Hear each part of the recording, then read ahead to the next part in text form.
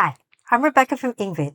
In this lesson, I'm going to give you some pronunciation tips so that you can get a higher score on your IELTS, TOEFL, or any other English exam. Okay? Now, this is for you if you're appearing for your exam for the first time, or if you didn't get the score you needed before and you're not even sure why did you get a low score and you want to be able to get a higher score on the speaking test. I'll show you some points which you might not be aware of that once you correct them, you will definitely get a higher score, okay? Lots of times students come to me, and I've worked with thousands of students over the years, in person, on Skype, okay, in classes, and these small changes, which they can make and you can make, all right, make that difference to raising their score, okay? So let's look at what these small changes are. Let's begin. Okay, so the first mistake that's often made is when pronouncing a negative word, you need to say it correctly, and it's often not pronounced correctly. For example, in the TOEFL exam, you listen to something and then you have to describe what did you hear, right? So you need to say something like, the man can't decide, but sometimes when people say can't, we don't hear the ending, and we need to hear the ending because otherwise the meaning changes, right? So you want to say he can't decide. You could always say he cannot decide, but the first time it doesn't sound very natural to say that. So you could say he can't decide, right? Or she doesn't know, all right? So make sure that you're really pronouncing that negative word very clearly. So it doesn't sound like he can decide. Instead of he can't decide. Stress that word, okay? All right. Next, when you're saying the endings of words, they need to be very clear. For example, we already talked about one part, the negative, but now let's look at even the verb. If I do not say this sentence correctly, then it will sound like this. I don't lie. I don't lie? No. But that's what I sometimes hear when students are speaking, even though they're really trying to say the right thing and they know the right thing, right? So you want to make sure that this one sounds like I don't like. I don't like. You want to make sure that that T is very clear, and this word, I don't like. Finish the word. Say the endings of the words, okay? So for example, on the IELTS, if they ask you, what do you do in your spare time? Say, well, I like to stay busy. I don't like to waste time, okay? Pronounce the T's, say the word fully to the end, okay? So that like doesn't sound like lie. Like. I don't like. Okay, you can pause the video if you need to. Okay, repeat after me, go back, listen to it again, just so that you are really saying, making these changes as we go along, or when you go back, listen again and practice. Okay, next, there's often an issue with articles. Okay, so what are articles? Like a and the, right? So sometimes what's happening is that the article is actually missing. So this is a grammatical error, or it could be a pronunciation error if you're saying it, but I can't hear it. Your examiner needs to hear the article, okay? So make sure that you pronounce the articles very carefully. If you don't pronounce them, then of course it becomes a major grammar mistake.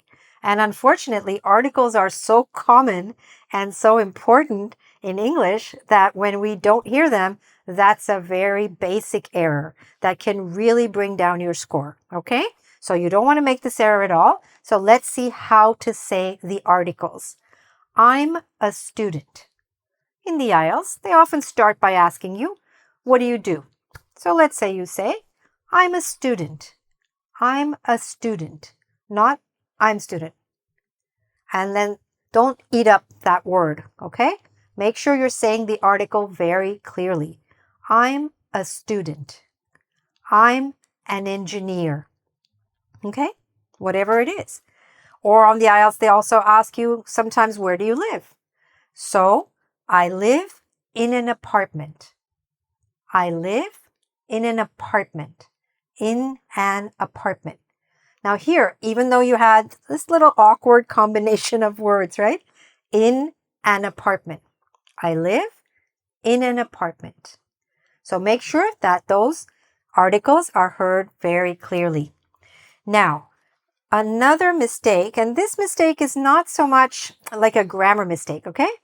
It will just make you sound much more fluent if you make this small correction, all right? Here, the mistake actually became a grammar mistake, which was more serious. But here, it's more a matter of fluency. And of course, they're also checking for your fluency. So, what is it? It's how to pronounce the word T-H-E. Sometimes this word is pronounced like the, and sometimes we pronounce it like the. So how do you know? It's easy. If the word after that starts with a vowel, then you should say the. And if it starts with a consonant, then you can just say the. Okay? And you will probably need to use this word very often, right? You know that this word comes up very often in conversation, but also on the IELTS or TOEFL, you're often describing advantages and disadvantages, right? So you would say the advantages of doing this are, but, or however, the disadvantages, see the difference? The advantages, the disadvantages, the advantages, the disadvantages, okay? So because it starts with a vowel, we're saying the. What a nice, easy way to improve your English and upgrade your English and get a higher score. Most important, right? Okay. Now let's move to another area. This has to do with short vowels. Now, this sometimes takes a little bit longer to fix, so you really have to work on it a little bit because it's possible that in your languages, the short vowels are pronounced differently or you just don't have those kind of short vowels. So you need to work on this one a little bit more. But first, my job is to make you aware of it. And that's what I'm going to do. So, short vowels are A, E, I, O, U. Usually, I hear mistakes with these three. The short I, the short A, and the short U. So, the short I should sound like I. I. Very short, very fast, very quick. Not like E. Okay? The short I should sound like I, not E. Because what happens if you say it incorrectly? If you pronounce this I live long, it will sound like I leave. And on the IELTS, if they ask you, where do you live? And you say, I leave in England, okay? Now, will the examiner understand that you live in London? Yes, but does it sound right? No. Your score is going to go down because that word now sounds like another word. And for any listener, it's not a good point at all, right? It changes the meaning. So, again, it can be an easy fix. Shorten it. Say it really fast. I live in London. I live in Paris. I live in Mexico. Okay? Shorten it. Live, not leave.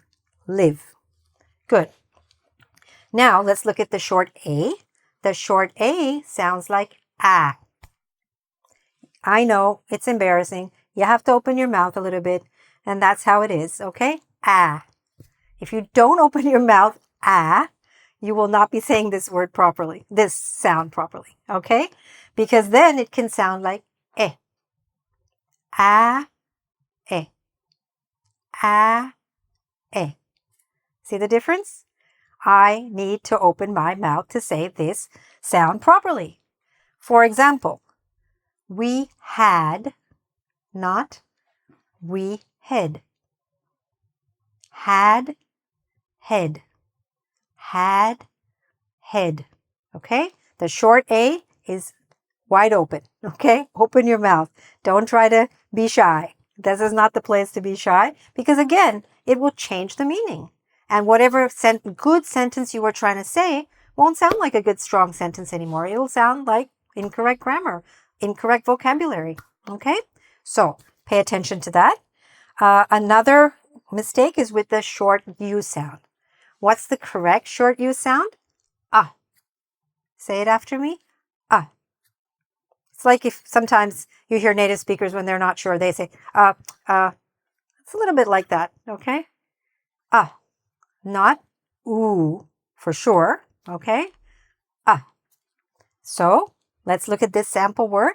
Our culture, not our culture. There's also a little word that you can use to check if you're pronouncing that short A properly, and that is Batman. You know that famous guy that we all like so much? What's his name? Batman. Batman, not Batman. Okay? Batman. It's a good way to practice your short A. All right? And now I'm going to show you after this a few more areas where you can definitely improve your score. All right, you can do this. Okay, our goal is to get the highest marks possible for you. All right, we can do it together. All right, so let's look at the next issue. So this is something called L1 interference. What's L1? L1 is language 1, or your first language, or your native language, okay? The first language that you learn to speak, your mother tongue, and so on. So sometimes, obviously, your language can interfere whenever you're trying to speak a different language, like English. And you could say to some extent that all of the mistakes here are related to this issue, but some more specifically than others, all right? For example, in some languages, you just don't have certain sounds. And then it becomes extremely difficult when you're trying to say it in English. But first, you have to become aware of what that issue is, and then you can work on it and retrain not only your tongue, but also your ear before that to hear it and then to pronounce those words correctly. Okay? And I know that you can do that. All right. So some examples of this is, for example, some Spanish speakers initially, when they're starting to learn the language, they have a little bit of an issue with the Y sound. Okay?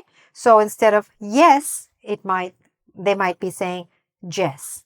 Instead of yellow, might be jello. Now, obviously, that's a major mistake because it's going to create a completely different word altogether. It's not just it doesn't sound good or there's a different accent. Having an accent is not a problem. You can have your accent, all right? And it's wonderful and it's part of who you are. It makes life interesting. It's part of your heritage. And we want you to have an accent.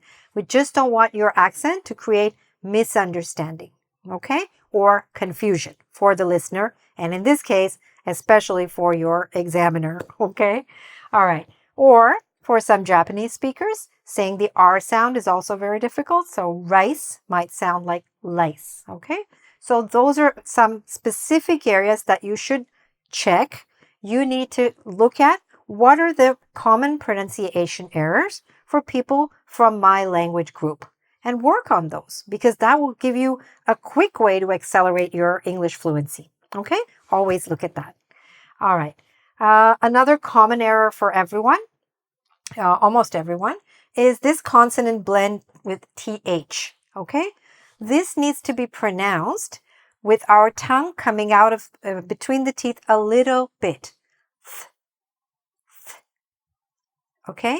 Now, it appears in words like this and like this. So when it's not said, when it's not pronounced correctly, the mistakes are usually of two kinds. Sometimes this TH th sound can sound like a D instead. That's a mistake. And sometimes it can sound like a T by itself. So for example, when it's not pronounced properly and sounds like a D, then instead of saying father, okay, it might sound like father. No, father. It's much softer, okay? And also the tongue is going to different places in your mouth. So focus on that. Father, not father. Mother, not mother, okay? Brother, not brother, okay? See the difference? Can you hear the difference? You need to hear the difference, okay? First, and weather. Okay, now let's say it all correctly. Father, mother, brother, weather. Okay, so say it, repeat it, record yourself, listen carefully, get someone else to listen to it, and see whether they're hearing the TH sound or whether they're hearing a D sound there, okay? There should be no D sound in those words. And sometimes the mistake is that the TH sounds like a T. So this very common word, that, could sound like tat. Or faith could sound like fate. Completely different word. Or everything could sound like everything. Okay? Thing, ting. Quite a difference in sounds, right? So you need to practice those. And if you do, and if you really focus on it, you can overcome them. Because I've just written a few examples here, but there are actually lots of words that would be affected if, for example, you didn't pronounce your TH properly. Okay? Now I'm going to give you 4 more. All right? Let's go. Now we will look at contractions, possessives, tenses, and plurals. Okay? Now, in case you are already a subscriber, which I really appreciate, you will have already seen perhaps my earlier video on pronunciation hacks with the missing S. All right? And a lot of what we cover here is to do with that, but this is a very good review for you in any case, in the context, especially of the IELTS or TOEFL or any other exam. And if you haven't subscribed, then you know what to do. And if you haven't seen it before, I'm going to explain it right now. Okay? So, contractions. So what happens is that sometimes students think that they are saying the proper grammatical sentence, but we're not hearing the ending of the contraction. A contraction, of course, is when we shorten a word. Shorten, let's say, 2 words into 1 word. For example, instead of saying I am, we say I'm. But we need to hear that last part, right? I'm from Madrid. So when they ask you on your IELTS exam, where are you from? You want to make sure that you get full marks for that answer, right? I'm from Madrid, not I from Madrid. Okay? Don't want it to sound like that. That would be incorrect. And then all of these little pronunciation errors can bring down your score. But little pronunciation fixes can increase your score, which is what we're after. All right? Also, often on the IELTS, you're asked about the weather in the place where you live. So you want to make sure, again, that you're saying it's rainy, not it rainy. It's rainy. Don't be in such a hurry to answer that you feel you have to go super fast, or don't let your nervousness make you go fast. What's important is clarity, okay, and enunciation. All right? It's rainy. All right? Good. Now you'll see that a lot of these errors have to do with that missing S. All right? So where does that missing S show up? In possessives. All right? My wife's family. Suppose you're asked on the IELTS, so what do you do on the weekends? Oh, we go to visit my wife's family, let's say. So you want to make sure that it sounds like my wife's family, not my wife family. Because if you say, if it sounds like, not if you say, but if it sounds like my wife family, then that's a grammatical mistake. And then your score will go down. But if you say my wife's family, now it sounds perfectly correct. Not only in terms of pronunciation, but also in terms of grammar. Next, in the TOEFL, you're often asked to listen to a lecture and then describe what you've heard. So you might need to, again, use these kind of possessives to say things like the professor's purpose, okay? Or the man's problem is that, okay? Or the woman's suggestion, all right? So pay attention to those possessive. Wife's family, professor's purpose, man's problem, woman's suggestion, okay? I need to hear your S, all right? That's the most important thing we're after here. Wife's, professor's, man's, woman's, okay? Make sure that you're saying it in a way that can be heard. Next, when we talk about certain tenses, we need to add an S, right? Very often in present simple. She works in a bank. Make sure we can hear that S. The professor explains, okay, in the TOEFL. Explains, discusses, all right? So make sure that you say the S, even in different kinds of English tenses. Now let's look at plurals. So let's say you're asked to describe your house, okay, on IELTS exam. So you might say, I live in an apartment. It has 3 bedrooms, all right? So very important to say that S at the end for plural words, right? And we might have several plural words in your speaking test. For example, suppose you're asked to describe your hobbies. So you want to make sure if you're describing one of them that you say one of my favorite hobbies. All right. This is a very common error. One of my hobbies. Always one of many. One of my friends. One of the reasons. One of the solutions. All right. Make sure you're putting an S at the end of those plural words, or what should be plural words. All right. By doing all of these things, step by step, you will increase your score. These small mistakes can make a big difference in your score. Now, if you have not watched that lesson on the missing S, I do recommend put a link to it in the lesson description so you can go and watch that. It's a very important lesson, not only for your exams, but for speaking in general, for being understood to be speaking correctly. All right. And of course, for any exam. All right. Also, I want to make sure that you go to another lesson of mine. If you make that mistake with the and the, right? So I have a lesson on and the. So if you want to know when to say the and when to say the and to practice it a little bit more, you can watch that lesson. That will help you.